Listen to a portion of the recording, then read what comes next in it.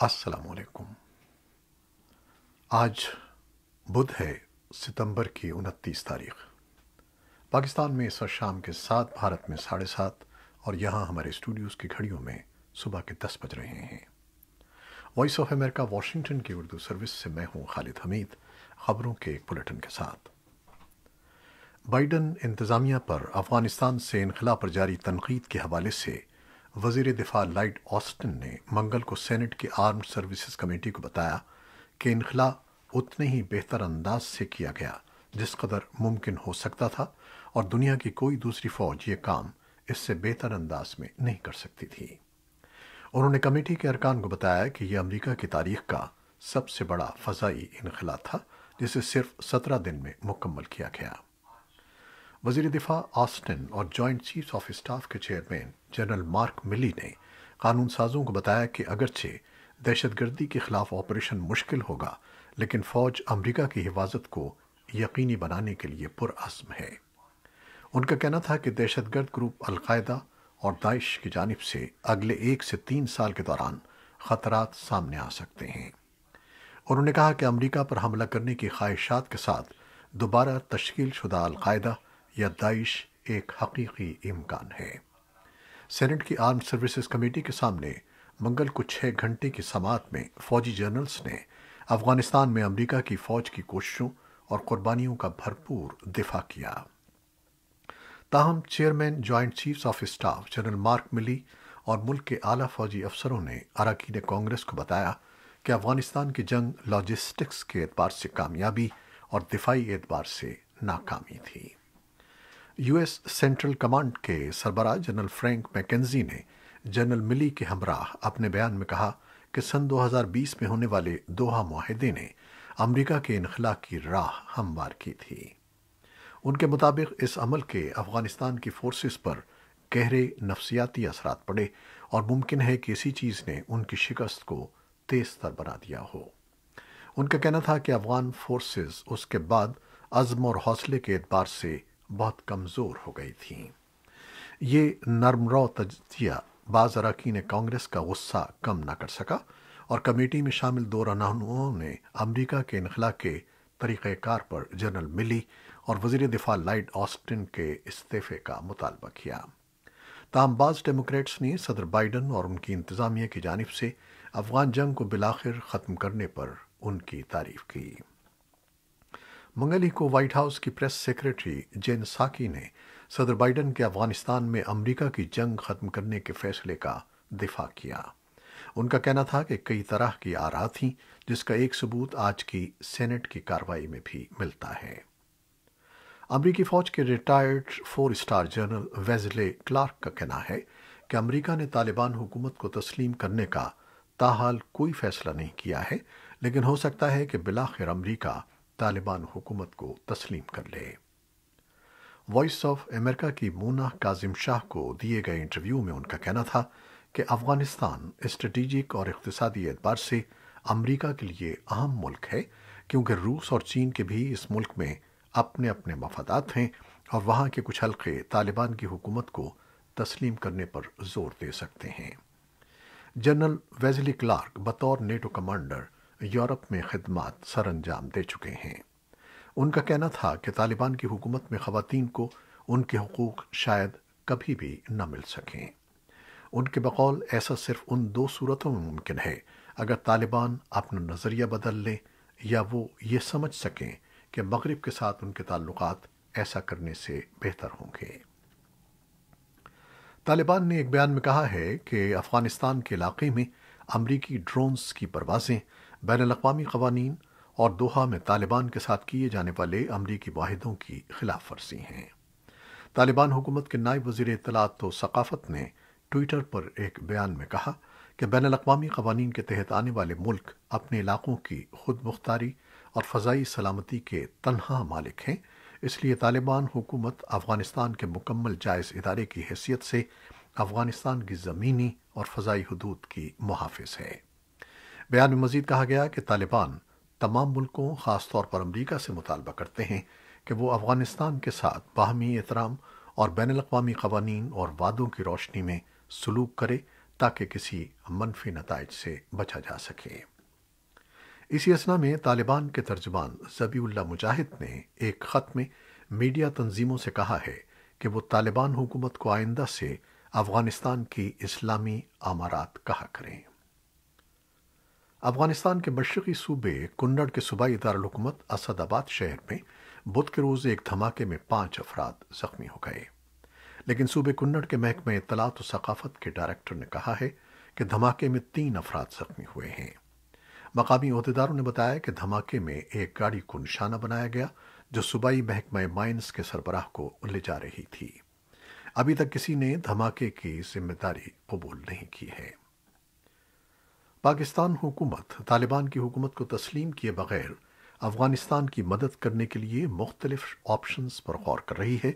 اس سلسلے میں منگل کو اسلام آباد میں ہونے والے ایک اعلیٰ سطح کے اجلاس میں افغانستان کی موجودہ صورتحال اور افغان عوام کو درپیش اقتصادی اور سماجی مشکلات کو کم کرنے کے لیے پاکستان کی طرف سے بعض مجوزہ اقدامات کا جائزہ لیا گیا۔ پاکستان کی طرف سے یہ کوشش ایک ایسے وقت میں ہو رہی ہے جب منگل کو امریکہ کی سینٹ میں 20 سینیٹرز کی طرف سے ایک مجوزہ بل پیش کیا گیا جس میں افغانستان میں سابق افغان حکومت کی تحلیل ہونے سے پہلے اور بعد میں پنجشیر وادی میں طالبان کی عسکری کارروائی میں پاکستان کے مبینہ کردار کا جائزہ لینے کی تجویز پیش کی گئی۔ بل میں اس بارے میں ایک جامع رپورٹ تیار کرنے کو کہا گیا جس میں اس بات کا تعین کیا جائے گا کہ گزشتہ 20 سالوں کے دوران اور 15 اگست کو کابل کا کنٹرول حاصل کرنے کے لیے کس نے طالبان کی مدد کی۔ امریکی سینٹ میں افغانستان سے متعلق پیش کیے گئے مجوزہ بل پر پاکستان کے دفتر خارجہ نے تاحال کسی رد عمل کا اظہار نہیں کیا ہے، لیکن پاکستان کی انسانی حقوق کی وزیر شیری مزاری نے متعدد ٹویٹس میں اس بل پر شدید تحفظات کا اظہار کیا ہے۔ بھارت کے وزیر اعظم نریندر مودی کے امریکہ کے دورے پر سب کی نگاہیں لگی ہوئی تھیں اور بھارت میں لوگ یہ جاننا چاہتے تھے کہ بائیڈن انتظامیہ میں ہونے والا یہ دورہ بھی اتنا ہی کامیاب ثابت ہوتا ہے کہ نہیں جتنا کہ ٹرمپ انتظامیہ میں ہوا تھا، یا یہ کچھ مختلف رہتا ہے۔ نئی دہلی کے تجزیہ کار اس معاملے پر ملا جلا رد عمل ظاہر کر رہے ہیں۔ بعض کا خیال ہے کہ یہ کامیاب دورہ تھا۔ تجزیہ کاروں کے مطابق 2 سال کے بعد وزیر اعظم مودی کا یہ پہلا غیر ملکی دورہ تھا، اس لیے اس کی بہت اہمیت تھی۔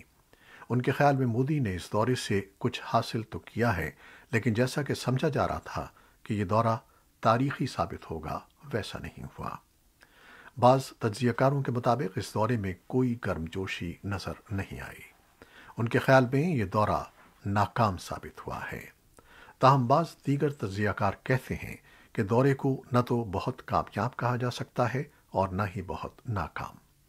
مودی اور بائیڈن نے مذاکرات کے دوران تجارتی اور اقتصادی تعلقات اور دفاعی تعاون کو مزید مستحکم کرنے پر زور دیا ہے۔ بھارتی فوجی عہدیداروں نے اپنے پاکستانی ہم منصبوں پر الزام لگایا ہے کہ وہ اسلامی انتہا پسندوں کو متنازعہ کشمیر کو تقسیم کرنے والی لائن آف کنٹرول یا LOC کو عبور کر کے بھارت کے زیر انتظام کشمیر میں داخل ہونے میں مدد دے رہے ہیں۔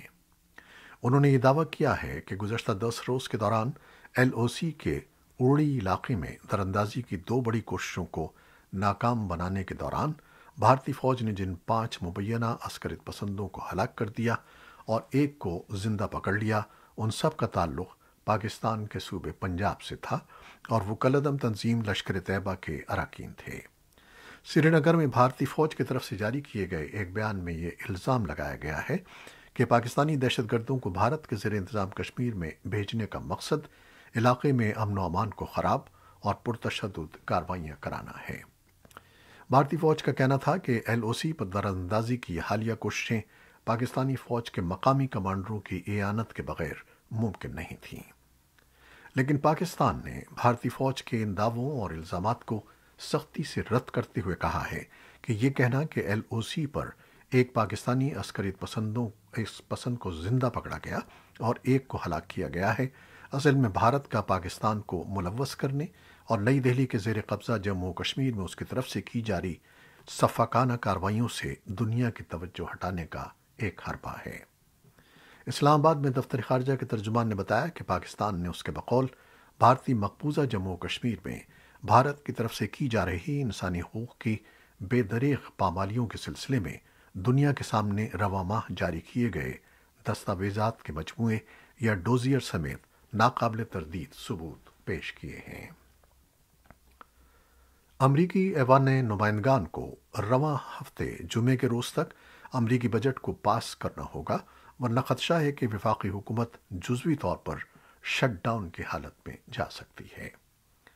امریکی وزیر خزانہ جینٹ یلن نے کانگریس کو بتایا کہ ملک کے ایوان نمائندگان کی جانب سے محکمہ خزانہ کے قرضے لینے کی حد میں 18 اکتوبر تک اضافہ کرنا ہوگا، وگرنہ محکمے کے پاس بہت کم وسائل بچیں گے جو بہت جلد ختم ہو جائیں گے اور امریکہ کو تاریخ میں پہلی بار ڈیفالٹ ہونا پڑے گا۔ جاپان میں حکمراں لبرل ڈیموکریٹک پارٹی کو بدھ کو اپنا نیا پارلیمانی لیڈر منتخب کرنا ہے۔ موجودہ وزیراعظم یوشیدے سوگا اپنے عہدے سے سبکدوش ہو رہے ہیں۔ سوگا نے بطور وزیراعظم صرف 1 سال تک خدمات سر انجام تھیں۔ پارٹی جس امیدوار کو اپنا لیڈر منتخب کرے گی وہ سرکاری طور پر اس وقت ملک کا وزیراعظم ہوگا جب 4 اکتوبر کو پارلیمنٹ کا مکمل اجلاس ہوگا اور اس میں سوگا کے جانشین کے لیے ووٹنگ ہوگی۔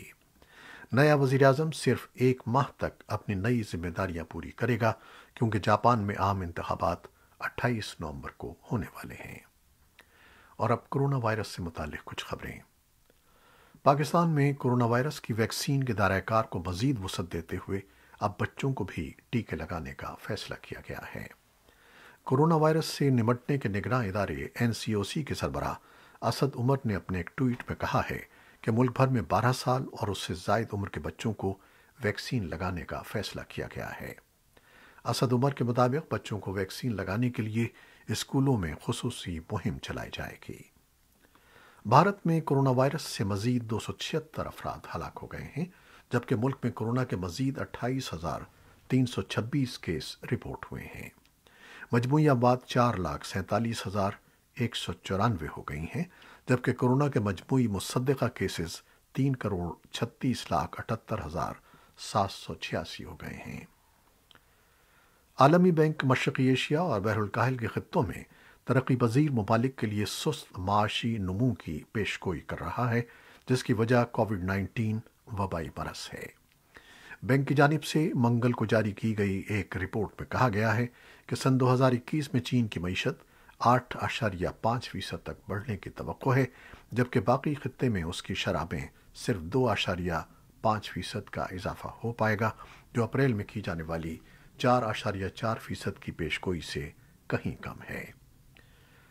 شمالی کوریا نے تازہ ترین میزائل لانچ کا اعتراف بدھ کے روز کر لیا ہے، جس سے پہلے جنوبی کوریا کی جانب سے گزشتہ روز اس کی اطلاع دی گئی تھی۔ سرکاری ذرائع ابلاغ KCNA اور ورکرز ڈیلی اخبار نے اس نئے تیار کردہ میزائل کو ہائپرسونک میزائل اور اولین ترجیحی کام قرار دیا۔ ملک کے لیڈر کم جونگ ان کی طرف سے اس سال جنوری میں حکمراں ورکرز پارٹی کانگریس میں اس کی وضاحت کی گئی تھی۔ سرکاری رپورٹوں میں کم جونگ ان کا ذکر نہیں کیا گیا، جو چین کی سرحد کے قریب شمالی صوبے چاگانگ کے دور دراز علاقے میں میزائل لانچ کا جائزہ لے رہے تھے۔